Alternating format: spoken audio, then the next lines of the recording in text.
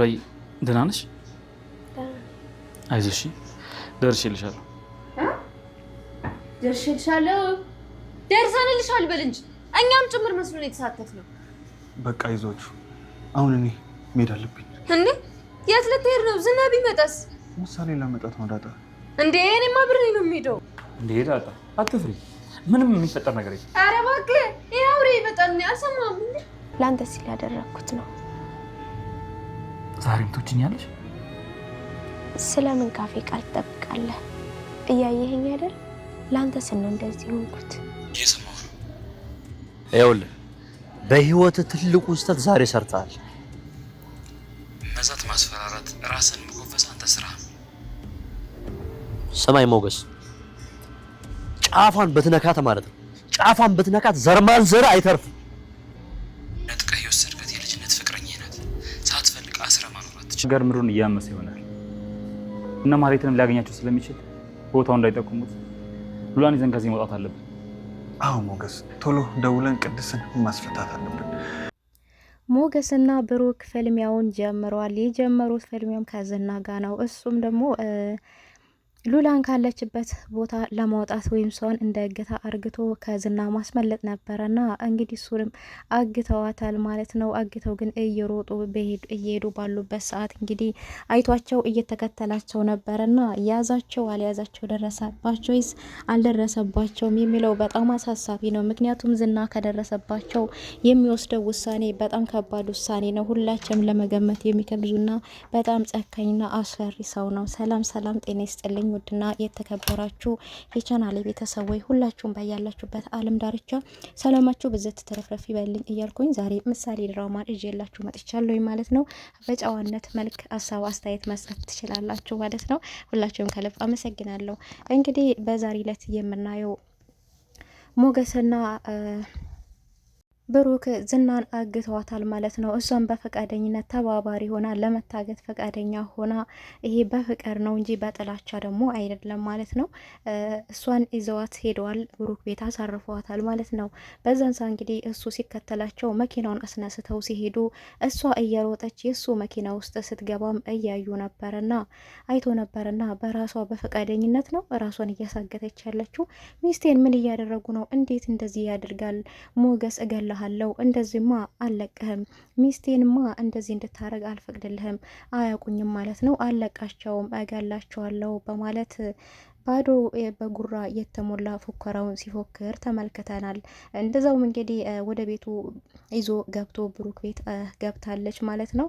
እዛ እንግዲህ በጣም ደስታ ይታይበታል። ከሞገስ ጋራም ስለተገናኘ ደስተኛ ትመስላለች። እንደዚሁም ደግሞ ሞገስም ሁለተኛ ከዛ አውሬ ሰውዬ ጋር አትገናኝም እያላት ይገኛል ማለት ነው።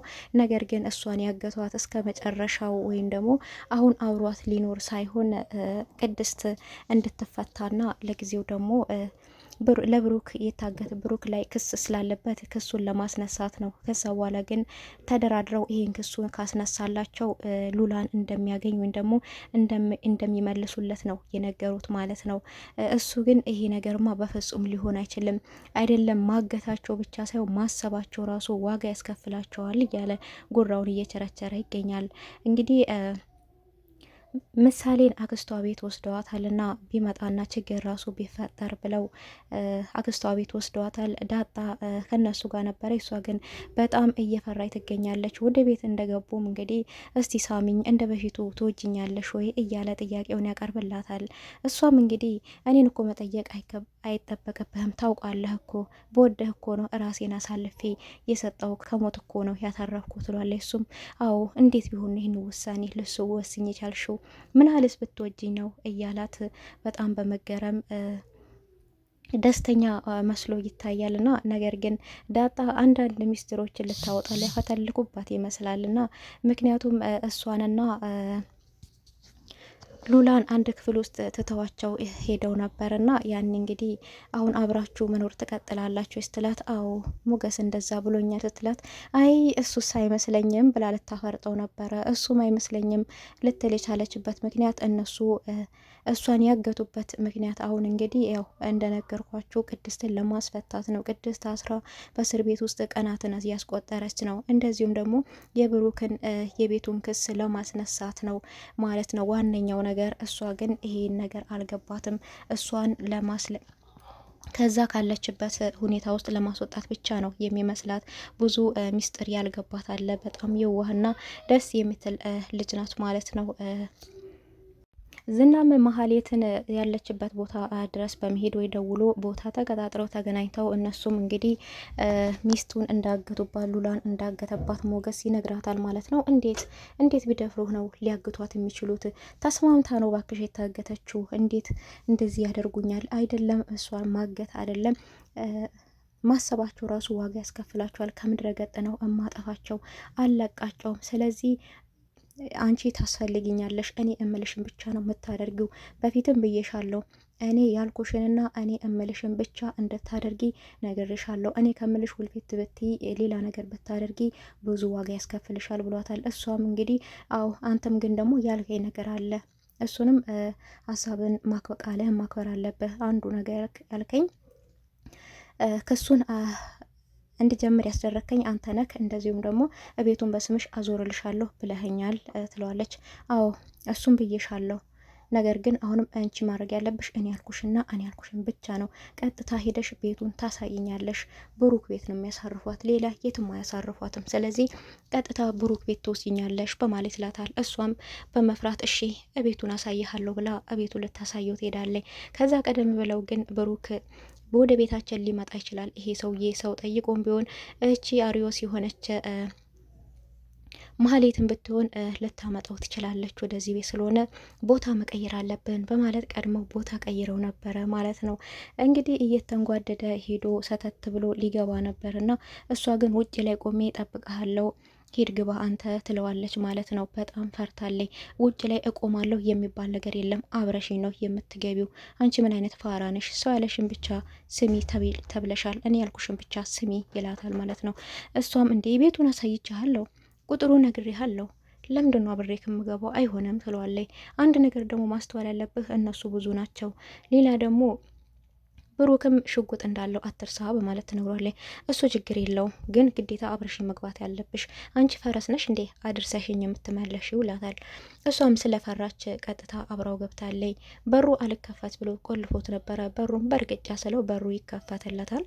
ወደ ቤት ሲገባም እንግዲህ እያንዳንዱን ክላሶችን መበርበር ይጀምራል። ሁሉም ቤት እየከፋፈተ የልብስ ቁም ሳጥን ሳይቀረው እየከፈተ እያየ ነበረ። ሉላ የነበረችበት ክላስ ሲገባ ግን የሆነ ለየት ያለ ስሜት ተሰምቶታል። ምክንያቱም የሉላ ሽታ እዚህ ክፍል ውስጥ አለ፣ እርግጠኛ ነኝ ሉላ እዚህ ነበረች። አሁን ወደ ሌላ ቦታ ይዘዋት ሄደው ነው።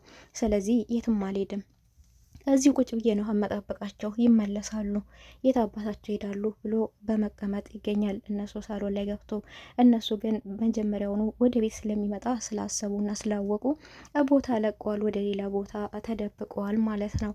እንግዲህ አሁን እለሱ ደውለን አንድ ነገር ልንነግረው ይገባል ብለው ይመካከራሉ ማለት ነው ብሩክና ሞገስ።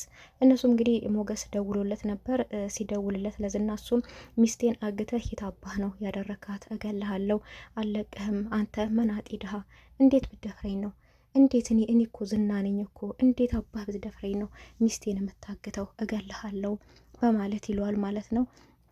እሱም ባዶ ፉገራህን ተውና እኛ ምንልህን ብቻ ተስማማ፣ ያንተ ፉገራውን ዋጋ የለም፣ ምንም ብትሆን ምድርና ሰማዩን ብታስስም ሉላን አታገኛትም፣ እኛ የምንለውን ብቻ መስማማት አለበት ይለዋል ሲለው፣ እሱም ያው ሲሰርበው እንግዲህ ለብሩክ ስልኩን አሳልፎ ይሰጠዋል። ብሩክ እንግዲህ በተረጋጋ መንፈስ አሁን ፉከራና ዛቻ ምንም አያደርግልህም፣ ነገር ግን እኛ የምንልህን ብቻ ተስማማ ይለዋል። ምን አባታችሁ ነው የምስማማው? እናንተም ሰው ሆናችሁ ሰው ልታስቁብኝ፣ በሚስቴ ላይ ልታደራድሩኝ፣ እኔ ሚስቴን በብር ነው እንዴ መገዛት ይለዋል ማለት ነው። እሱም እንደዛ አላልንህም፣ ካንተ አንድና አንድ ነገር እንፈልጋለን። አንደኛ ነገር ቅድስትን እንድታስፈታልን እንፈልጋለን። ሁለተኛ ነገር ደግሞ ማህሌት ክስ የከሰሰችውን ክስ እንድታስነሳ ማድረግ አለብህ። ያ ካልሆነ ግን ሉላን አታግትም ይለዋል።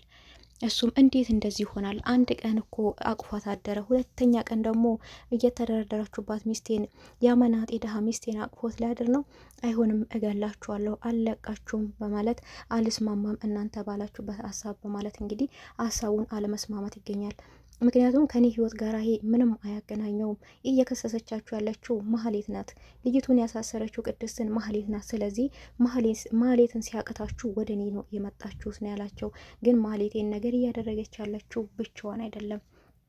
ከሱ ተጠግታ በሱ ሀሳብ ተንተርሳ ነው እየሄደች ያለችው። ስለዚህ እሱ ደግሞ ድጋሜ ለህግ የሚቀርብ ቢሆን አንድ ነገር እንኳን የሚያጠፋ ቢሆን ዝና ከዚህም በፊት ብዙ ወንጀሎች አሉበትና ስለዚህ ለህግ ቢቀርብ ከፍተኛ ቅጣት ሊያገኝ ይችላል። ስለሆነ ነገር ግን ፍለጋውን ቀጥሏል። ተስፋ ባለመቁረጥ ሉላ የት ነሽ? ወዴት ነው ያገቱብኝ? እነኝን መናጤዎችማ አለቃቸውም በማለት ይገኛል ማለት ነው። እንግዲህ በዛ ማህሌት የምታስበው አንድ ብርና ገንዘብ ብቻ ነው። ሌላ ምንም የምታስበው ነገር አልነበራትም።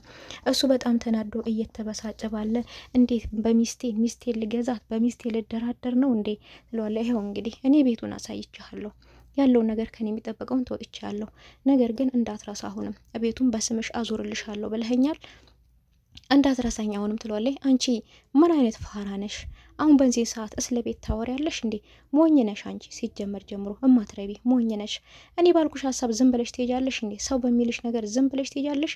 እኔ ሰው በሚለኝ መንገድ አልሄድም፣ በራሴ መንገድ ነው መማራው በማለት እያሽሟጠጣት ይገኛል ማለት ነው። እሷም በጣም በመደናገጥ ዝም ትላለች። ምክንያቱም መልስን ብትመልስ ድጋሚ ሌላ አደጋ ላይ ነው የምትወድቀው ማለት ነው። ምክንያቱም ነገሮቿ ወደ እሷ እየሄዱ ነገሮቹ ሁሉ ወደ እሷ እየተጣመሙባት ነው የሚገኘው። አንደኛ ነገር ሞገስ ሉላን ካላገኘ እሷን አይለቃትም። አንድም ነገር እንግዲህ ያላት ነገር አለ። እንኳንም ፈታሽ ነው ያላት። እንኳንም ፈታሽ፣ አንቺ የምትረቢ ሰው አይደለሽም፣ ለሱ የምትገቢ ሰው አይደለሽም። እንኳንም ፈታሽ፣ ለዚህ እኮ ነው ተኩሶ የመታሽ። ስለዚህ እኔ ደግሞ እንዳንቺ በአንድ ጥይት የምመታ ሰውና በአንድ ጥይት የምሰበር ሰውና ጥይት መፈራ ሰው አይደለውም። ስለዚህ ወንድ ልጅ የጠላሽለት ወይም የሰደበሽለት ነው የፈታሽ። እሱ ቆየ ከፈታሽ ነው ያላት ማለት ነው። እና አሁን እንግዲህ ይሄድ ያህል እየተጠቀመባት ያለው እሷን ለምንድን ነው? ለእሷ አዝኖ ወይም ደግሞ ለእሷ ቤቱን ሊያዞር ፈልጎ ሳይሆን ዝና እሱ አንድና አንድ ነገር ቤቱን አዞርብሻለሁ፣ ለአንቺ አዞርልሻለሁ ክሰሹ ያላት ለምንድን ነው? እንድታግዘውና ሞገስን ለማጥፋት ወይም ሞገስን ለመግደል ለአንዳንድ ኢንፎርሜሽኖች ስለምታስፈልገው ብቻ ነው እሷን ሊቀርባት የቻለው እንጂ ለእሷ አዝኖ አይደለም። ማህሌት አወዳደቅሽን ያሳየን ነው፣ ያው ያሳምሮ አይባልም አወዳደቅሽን ያሳየን ነው የሚባለው። ስለዚህ የምሳሌ ሕክምና እንዴት ይሆናል? ምን ይሆናል?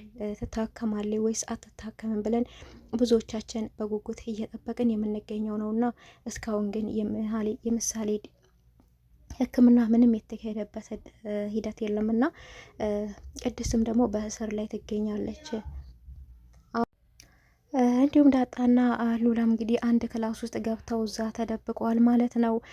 ዳጣም እንግዲህ አይዞሽ ምን ሞትም ከሆነ አብረን ነው የምሞተው፣ አልተውሽም፣ ብቻሽንማ ትችሽ አልሄድም እያለች ዳጣ እንደምትስቀውና እንደምትጫወተው አልነበረችም። ነገር ግን ሁሉም የሚስቅ ሰው ደስተኛ ነው ማለት አይደለም እና እሷም እኔ መንገድ ላይ ስላደኩ ነው እምስቀው፣ ፈታ ያልኩ ነኝ፣ የምጨነቅበት ነገር የለኝም እያለች በፊት መሳቅ መጫወት ነበር ስራዋ። ነገር ግን ከሉላ ጋር ስትገናኝ አንቺ ስንት ዓመትሽ ነው እየተባባሉ እየተጠያየቁ ይገኛሉና ግን ዳጣ ከጀርባው አሳዛኝ ታሪክ አላት ማለት ነው።